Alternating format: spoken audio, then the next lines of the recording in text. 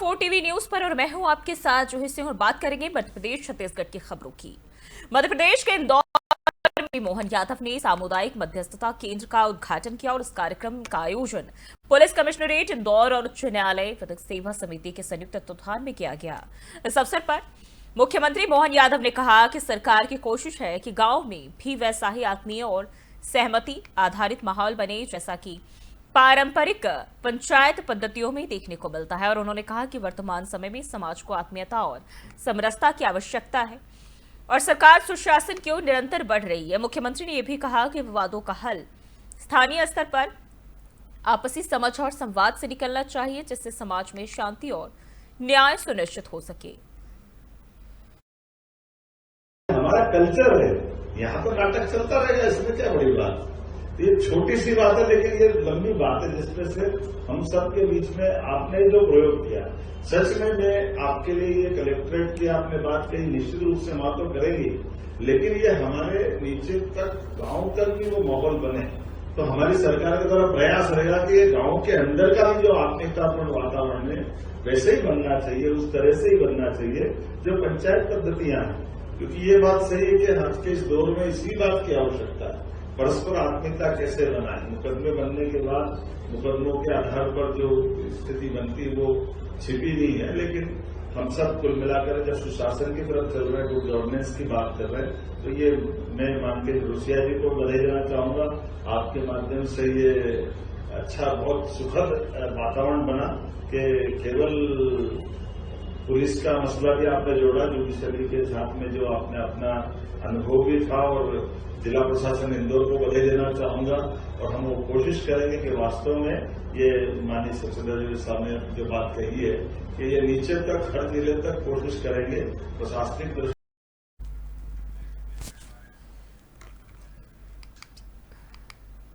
मध्य प्रदेश के मुख्यमंत्री मोहन यादव ने इंदौर में आयोजित संविधान हत्या दिवस कार्यक्रम के दौरान कांग्रेस पर बड़ा हमला बोला। आपातकाल के 50 साल पूरे होने के मौके पर आयोजित इस कार्यक्रम में उन्होंने कहा कि बाबा साहब अंबेडकर को जितनी तकलीफ कांग्रेस ने दी है उतनी किसी और ने नहीं दी। सीएम मोहन यादव ने कांग्रेस पर आरोप लगाते हुए कहा कि जो लोग आज अंबेडकर की बातें कर रहे हैं उन्होंने उनके जन्म स्थान पर एक ईंट तक नहीं रखी।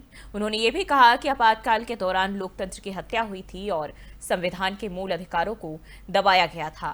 मुख्यमंत्री ने इस मौके पर कांग्रेस के लोग आपातकाल के इस धब्बे के कलंक वाले दिन गवलियर में धरना देकर के क्या बता रहे हैं, 2 मुद्दे लेके आ रहा है कि हमने संविधान की हत्या की।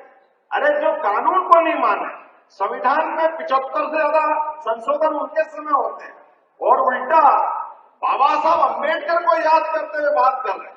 मैं उनको जवाब देना चाहता हूं, बाबा साहब अंबेडकर को जीते जी जितने त्रास कांग्रेस ने दिए उतनी तकलीफ किसी ने नहीं दी। आजादी के बाद इसी पार्लियामेंट में, जिनको हम संविधान निर्माता कहते हैं, उनकी चुनी हुई संसद में नहीं जाने देने का पाप अगर किसी ने किया है, कांग्रेस ने किया। उनकी पार्टी के खिलाफ ताकत से लड़े, उनके 2 सदस्य जीत गए और 2 सांसद में से एक सांसद ने कहा डॉक्टर अंबेडकर को तो लोकसभा में आने ही देना चाहिए। तो उपचुनाव हुआ, उस उपचुनाव में भी ये ही कांग्रेस के तत्कालीन प्रथम प्रधानमंत्री जवाहरलाल नेहरू जाकर के उपचुनाव में, ये भी इतिहास है कि कोई ने उपचुनाव में जाकर के चुनाव के तरफ उनके खिलाफ नहीं बोला, लेकिन उनको हरा करके उनको फिर पार्लियामेंट से जाने की छुट्टी करी।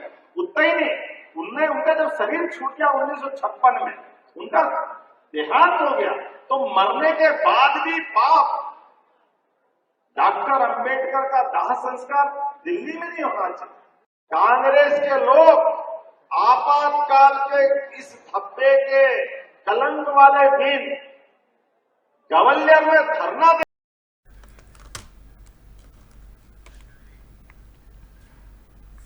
और छत्तीसगढ़ के मुख्यमंत्री विष्णुदेव साय ने आपातकाल की बरसे पर अपने विचार के अनुभव साझा करते हुए एक भावुक बयान दिया। रायपुर में मीडिया से बात करते हुए उन्होंने कहा कि आपातकाल का दौर भारतीय लोकतंत्र का सबसे काला अध्याय था।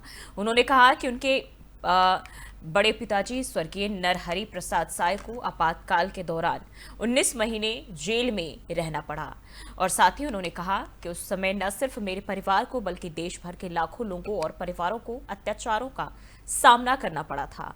मुख्यमंत्री ने कहा कि उस दौर में संविधान के द्वारा किए गए सभी नागरिक अधिकारों को छीन लिया गया था और लोकतंत्र को कुचलने का प्रयास किया गया। मुख्यमंत्री विष्णुदेव साय ने आपातकाल को कभी न भूलने वाली चेतावनी बताते हुए लोकतांत्रिक सारी बातें आ गई हैं और इस आपातकाल को हमारे परिवार ने भी झेला है। हमारे बड़े पिताजी स्वर्गीय श्री नरहरि प्रसाद साई जी 19 महीना वो भी जेल में रहे और जब इमरजेंसी के बाद चुनाव हुआ तो रायगढ़ से सांसद भी चुने गए और मोरारजी भाई देसाई की सरकार में केंद्रीय राज्य मंत्री भी थे और बहुतों को भी हमने देखा है। आपातकाल में जो बंद थे उनके घर में कैसी मजबूरी थी, चूल्हा नहीं जलता था, उनके बच्चों का भविष्य बर्बाद हुआ। ऐसे अनेकों परिवार को हमने देखा है और जो संविधान हमारे देश का है और पूरे दुनिया में हमारा ये देश सबसे बड़ा लोकतांत्रिक देश है और जो संविधान हम सभी लोगों को समान रूप से जीने का अधिकार देता है, अपने विचारों को रखने की, अभिव्यक्ति करने की स्वतंत्रता देती है। सारी बातें आ गई हैं और इस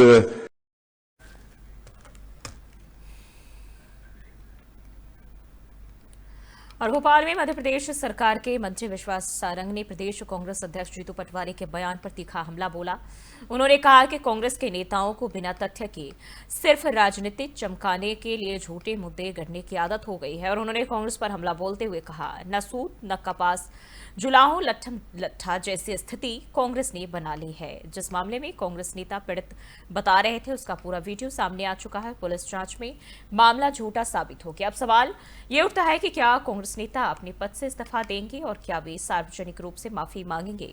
विश्वास सारंग ने कांग्रेस पर भ्रम फैलाने और देखिए, कांग्रेस के नेताओं को अपनी राजनीति चमकाने के लिए बिना किसी तथ्य के, बिना किसी यथार्थ के मुद्दे उठाने की आदत हो गई है।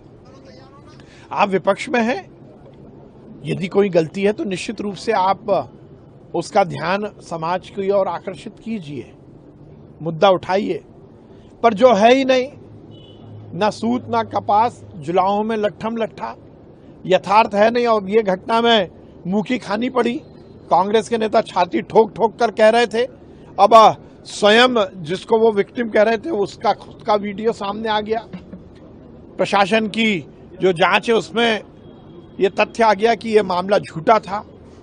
क्या अब कांग्रेस के नेता अपने पदों से इस्तीफा देंगे? क्या वो सार्वजनिक रूप से माफी मांगेंगे या फिर क्या उन पर कानूनी कार्रवाई नहीं होनी चाहिए? मुझे लगता है कि कांग्रेस को जिम्मेदारी का निर्वहन करना चाहिए। यदि आप विपक्ष में हैं तो इसका मतलब ये नहीं है कि आप झूठ फरेब करके जनता को गुमराह करें।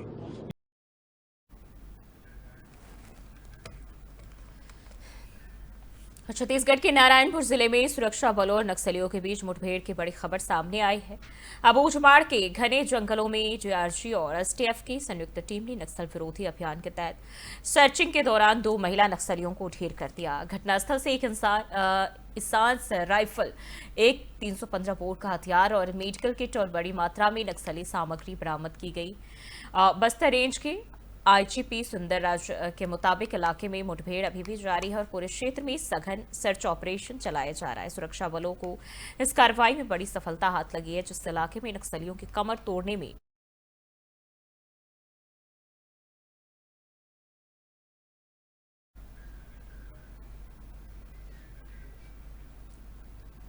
और इंदौर में आज कृषि क्षेत्र के लिए एक अहम बैठक आयोजित की गई, जिसमें केंद्रीय मंत्री शिवराज सिंह चौहान समेत देश भर के कृषि वैज्ञानिक, कृषि मंत्री, कृषि विज्ञान केंद्र के प्रतिनिधि और सैकड़ों किसान जो इसमें शामिल हुए। शिवराज सिंह चौहान ने कहा कि हाल ही में शुरू किए गए कृषि संकल्प अभियान का मकसद यही है कि लैब की तकनीक गांव और किसानों तक पहुंचे। साथ ही उन्होंने बताया कि इस अभियान के तहत वैज्ञानिक, किसान और अफसर सीधे गांव में जाकर काम करते हैं। बैठक में खासतौर पर सोयाबीन की उत्पादकता बढ़ाने, लागत कम करने और गुणवत्ता सुधार पर मंथन किया गया और इसके साथ ही ये भी चर्चा हुई कि कैसे भारत को आत्मनिर्भर बनाने के लिए सोयाबीन भंडारों को भरा जा सकता है और तेल उत्पादन बढ़ाया जा सकता है। किसान, कृषि मंत्री, कृषि विज्ञान केंद्र के लोग, एग्रीकल्चर यूनिवर्सिटीज के लोग और राज्य और केंद्र सरकार के अधिकारी आज सोयाबीन संस्थान आए हैं। हमने अभी विकसित कृषि संकल्प अभियान चलाया था, इसलिए कि लैब में जो प्रयोग होते हैं वैज्ञानिक करते हैं वो लैंड पे किसान के बीच जाने चाहिए, लेकिन लैब और लैंड मिलते ही नहीं थे। तो हम वैज्ञानिक कर्मचारी अधिकारियों को गांव में ले गए और आज हम यहां चर्चा करने वाले हैं सोयाबीन की फसल पर। सोयाबीन एक महत्वपूर्ण तिलहन की फसल है और कुल तिलहन की फसल में 34% योगदान सोयाबीन का है, लेकिन सोयाबीन की उत्पादकता बढ़ नहीं रही। कई मामलों में कुछ जगह कम भी हुई है। वायरस अटैक हो रहे हैं, एलोमोजिक और दूसरी बीमारियां फसलों को बर्बाद कर देती है और किसान का खर्चा बढ़ता है पेस्टिसाइड डाल डाल के। और इसलिए आज हम सब आए हैं, यहां खेत में भी चर्चा किसानों से होगी और सोयाबीन अनुसंधान के अंदर मंत्री, राज्यों के मंत्री, यहाँ के वैज्ञानिक, यहाँ के किसान और केंद्र और राज्य सरकार के अधिकारी और एग्रीकल्चर यूनिवर्सिटीज के लोग सब गहन चिंतन और मंथन मनन करें।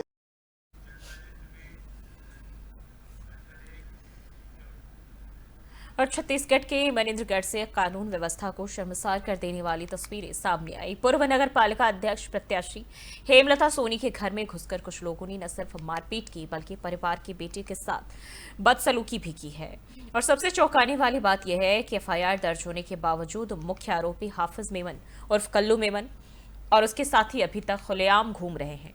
सीसीटीवी फुटेज के सामने आने के बाद भी पुलिस की निष्क्रियता पर सवाल उठ रहे हैं। आरोप है कि 21 साल की बेटी को 1 साल से परेशान कर रहे संस्कार कश्यप ने अब जान से मारने की धमकी भी दी है। परिवार ने आरोपियों की गिरफ्तारी, सुरक्षा और दोषों पर कड़ी कार्रवाई की मांग की है और इस पूरे घटनाक्रम से मनेन्द्रगढ़ में दहशत का माहौल।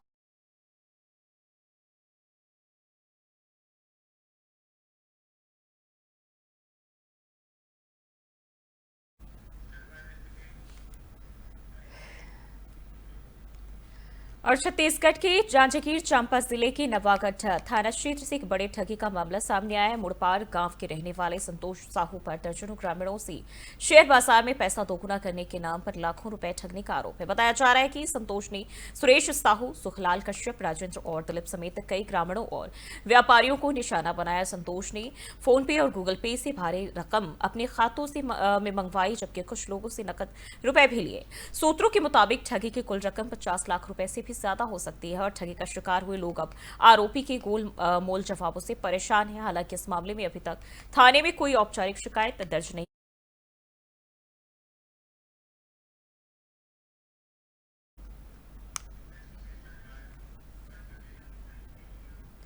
और छत्तीसगढ़ के बलौदाबाजार से एक चौंकाने वाला ठगी का मामला सामने आया है, जहां सरकारी शिक्षक राम नारायण साहू और उसके भाई हेमंत साहू ने शेयर मार्केट में निवेश पर दोगुना पैसा लौटाने का झांसा देकर गांव के 90% लोगों, व्यापारियों और समाजसेवियों से करोड़ों रुपए की ठगी की। पूरा मामला सोनाखान चौक क्षेत्र के महकम गांव का है। शिकायत के बाद दोनों आरोपी फरार हो गए थे, जिन्हें अब बलौदाबाजार पुलिस ने गिरफ्तार कर लिया है। पुलिस जांच में सामने आया है कि ठगी की गई रकम को फर्जी संस्थाओं के नाम पर निवेश किया गया है। आरोपी रामनारायण खुद को anti corruption foundation of India और अन्य संस्थाओं से जुड़ा बताता रहा और अभी तक अगर हम बात करें तो 1,22,000 करोड़ से अधिक की धोखाधड़ी की पुष्टि हुई है और अन्य अपराधियों की भी तलाश की जा रही है। पुलिस अधीक्षक भावना गुप्ता ने ठगे गए लोगों से ये भी पीड़ित हैं, जिनके द्वारा लगातार आवेदन अभी प्राप्त किए जा रहे हैं और इनिशियल विवेचना करते हुए दोनों आरोपियों की गिरफ्तारी कर ली गई है। आपके चैनल के माध्यम से सभी को ये हिदायत है कि अगर कोई भी पीड़ित जो इस अपराध से पीड़ित हुए हैं, जिन्होंने अपनी इस झांसे में आके अपनी राशि इन आरोपियों को दी है, तो वो अपनी शिकायत संबंधित थाने में दर्ज करा सकते हैं ताकि उसमें अग्रिम विवेचना की जा सके। एडिशनल एसपी के नेतृत्व में गठन किया गया है और सभी को आह्वान किया जा रहा है कि कोई भी अगर इससे पीड़ित है तो वो अपनी शिकायत दर्ज कराए ताकि उनको भी न्याय मिल सके और आरोपियों द्वारा अर्जित इसकी क्राइम प्रोसीड से जो भी उनके द्वारा अर्जित प्रॉपर्टीज़ हैं उनके विषय में भी फिनेंशियल इन्वेस्टिगेशन की जा रही है और ऐसी तमाम प्रॉपर्टीज़ को आने वाले दिनों में अटैच किया जाएगा। ये भी पीड़ित है जिनके द्वारा लगातार आवेदन अभी प्राप्त किए जा रहे हैं।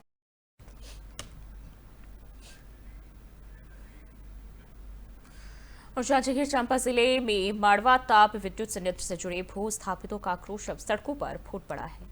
बीते 2 महीनों से नौकरी की मांग को लेकर आंदोलनरत लोग अब चक्का जाम जैसे उग्र कदम पर उतर गए हैं। प्रदर्शनकारियों ने दर्रा भाटा में जांजगीर चांपा मुख्य मार्ग को पूरी तरह जाम कर दिया, जिससे आम लोगों को भारी परेशानी का सामना करना पड़ रहा है। और भू स्थापितों का आरोप है कि संयंत्र निर्माण के समय उन्हें रोजगार देने का वादा किया गया था, लेकिन आज तक पूरा नहीं हुआ। मौके पर एसडीएम, तहसीलदार और पुलिस बल पहुंच चुके हैं, जो आंदोलनकारियों से बातचीत कर हल निकालने का प्रयास भी कर रहे हैं। और वहीं उधर आंदोलन कर रहे संघ ने साफ कर दिया है कि जब तक संयंत्र में स्थानीयों को नौकरी नहीं दी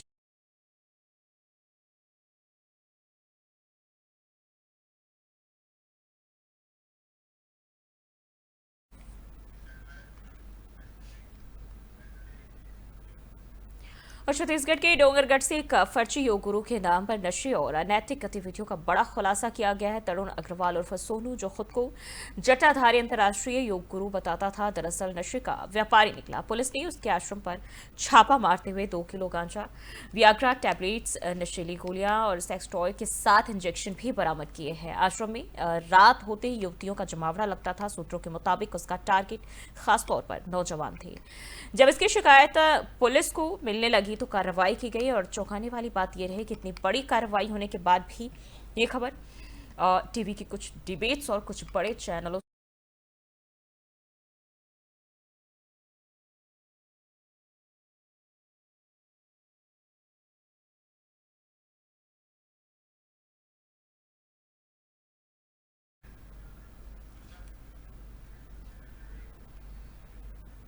और कहते हैं कि विकास के तेज दौर में अगर प्रकृति नाराज हो जाए तो मनुष्य के अस्तित्व पर संकट आ जाता है। और इस बात के लक्षण हमें आज भारत में साफ दिखाई दे रहा है। कभी किसी क्षेत्र में बारिश ना होना और सूखे की स्थिति बन जाना, तो कहीं इतनी अधिक बारिश कि जनजीवन ही प्रभावित हो जाए। ये सब प्रकृति की असंतुष्टि के संकेत है। इस साल मानसून ने देश में पहले ही दस्तक दी है, जिसके कारण देश के कई हिस्सों में लगातार बारिश हो रही है। और भारत में इस साल मानसून की शुरुआत समय से पहले ही हो गई है। देश के कई राज्यों में तो पहले से ही बारिश हो रही है। दिल्ली एनसीआर में लगातार नौतपा बेअसर रहा है और इसके अलावा मौसम विभाग यानी आईएमडी ने देश के कई हिस्सों में आंधी, तूफान, तेज हवाओं और भारी बारिश का अलर्ट जारी किया है। वहीं केरल और महाराष्ट्र में तो मानसून ने पहले ही दस्तक दे दी है। आपको बता दें कि हर साल देश में मानसून 1 जून या उसके बाद से शुरू होता था, लेकिन इस बार पहले ही मानसून की शुरुआत हो चुकी है। समय से पहले मानसून आने का कारण। देश में समय से पहले मानसून के आने के पीछे कई मौसम और जलवायु कारक जिम्मेदार होती हैं। इनमें समुद्री सतह का तापमान एक महत्वपूर्ण भूमिका निभाता है, क्योंकि गर्म समुद्री पानी से वाष्प का उत्सर्जन बढ़ता है, जिससे मानसून सक्रिय होता है। मौसमी हवाओं का व्यवहार भी मानसून की दिशा और गति को प्रभावित करता है। मैडेन जूलियन ऑसिलेशन MJO जैसे कारक, जो वायुमंडल में हवा के दबाव में उतार चढ़ाव को बताता है, मानसून की तीव्रता और समय को नियंत्रित करते हैं। इसके अलावा एल नीनो और ला नीना जैसे प्रभाव भी मानसून की गति पर प्रभाव डालते हैं।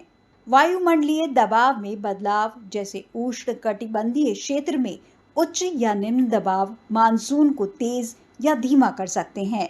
इसके साथ ही जलवायु परिवर्तन के कारण तापमान और हवाओं के पैटर्न में बदलाव हो रहे हैं, जो मानसून के असामान्य व्यवहार का कारण बन रहे हैं।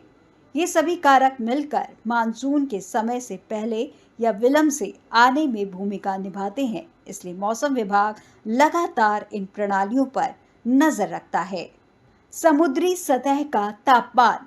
आपको बता दें कि जब अरब सागर और बंगाल की खाड़ी में समुद्री सतह का तापमान नॉर्मल से ज्यादा हो जाता है, तब ऐसे में हवा का बहाव स्थल की ओर होता है और मानसून जल्दी शुरू हो जाता है, क्योंकि समुद्री सतह का तापमान हवाओं में नमी को बढ़ाता है, जिससे मानसून के लिए अनुकूल स्थिति बनती है। मौसमी हवाओं का व्यवहार। मानसून की ज्यादातर निर्भरता दक्षिण पश्चिमी हवाओं पर होती है, इसलिए जब भी जेट स्ट्रीम या फिर दूसरी वैश्विक हवाएं समय से पहले दक्षिण की तरफ खिसकती हैं, तो मानसून की शुरुआत जल्दी हो जाती है। वायुमंडलीय दबाव में बदलाव। जब भारतीय उपमहाद्वीप पर हवाओं का दबाव कम हो जाता है, तो हवाओं का बहाव समुद्र से स्थल की तरफ होने लगता है। इससे मानसून की शुरुआत पहले ही हो जाती है। जलवायु परिवर्तन।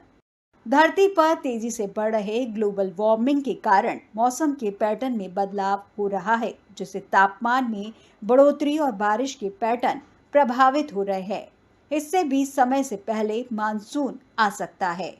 क्यों नहीं तप रहा नौतपा मरता है और इससे गर्मी की संभावना बढ़ जाती है और अत्यधिक गर्मी के कारण पृथ्वी पर हवा का दबाव कम हो जाता है और हवाएं ऊपर की तरफ चलने लगती हैं। उसे भरने के लिए समुद्री हवाएं भारत में प्रवेश करती हैं और वर्षा करती हैं, लेकिन इस बार समय से पहले समुद्री हलचल के कारण समुद्री हवाओं को बहाव भारत की ओर पहले हो गया, जिसके कारण नौतपा का असर नहीं दिख रहा है। वैज्ञानिकों ने बताई ये वजह। मौसम वैज्ञानिकों के मुताबिक भारत में नौतपा के बेअसर होने का मुख्य कारण अरब सागर और बंगाल की खाड़ी में नमी का बढ़ना है। इसी दौरान समुद्र का टेम्परेचर सामान्य से अधिक रहा, जिसके कारण मानसूनी हवाएं तेजी से सक्रिय हो गईं। फिर पश्चिमी हवाएं चली और चक्रवाती हलचलों ने मानसून को बढ़ने में मदद की। इसके अलावा दुनिया भर में होने वाला जलवायु परिवर्तन भी मौसम के इस पैटर्न में बदलाव का एक बड़ा कारण बन रहा है। जलवायु परिवर्तन के चलते समुद्री और वायुमंडलीय परिस्थितियों में जो बदलाव आ रहे हैं, उनका सीधा असर मानसून पर देखने को मिल रहा है। इस बार जल्दी शुरुआत इसी का उदाहरण है। तो आपने देखा कि कैसे समुद्र का तापमान, वायुमंडलीय दबाव और हवाओं की दिशा मानसून के समय को तय करते हैं। लेकिन इसका मतलब यह भी है कि अगर हम प्रकृति के साथ सामंजस्य नहीं बनाएंगे, तो ऐसे बदलाव और अधिक खतरनाक हो सकते हैं। पर्यावरण की रक्षा करना अब सिर्फ जिम्मेदारी नहीं, जरूरत बन गया है। प्रकृति की चेतावनी समझिए।